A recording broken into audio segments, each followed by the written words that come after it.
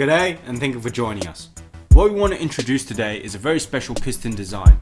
It's very easy to install and doesn't need any special tools or costly investment.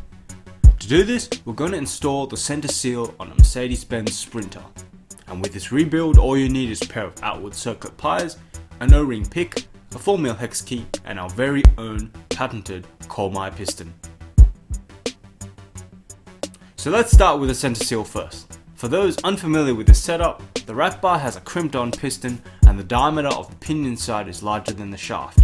What we've already done here is cut off the old piston so we can get to this center seal and install a new one.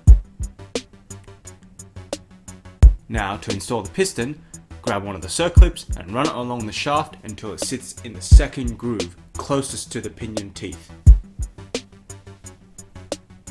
Take the piston body and install the O-ring into the inside center groove.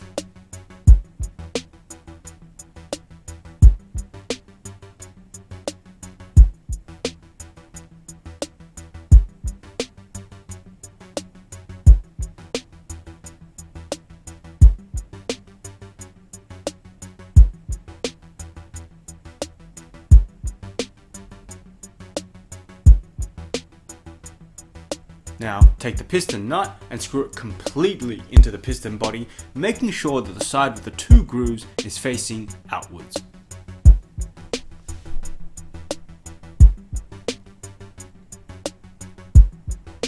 Now with your combined piston assembly, run it along the shaft, making sure that the nut side is facing away from the pinion teeth. Push the piston body in until the circlip is pushed up against the chamfer. Now, take a second circlip and run it along the shaft until it falls into the first groove. With that done, unscrew the nut until it is pushed completely outwards. You can use Circlip Pliers here for extra strength. Now, take the grub screw and install it into the tiny hole on the piston body using the hex key.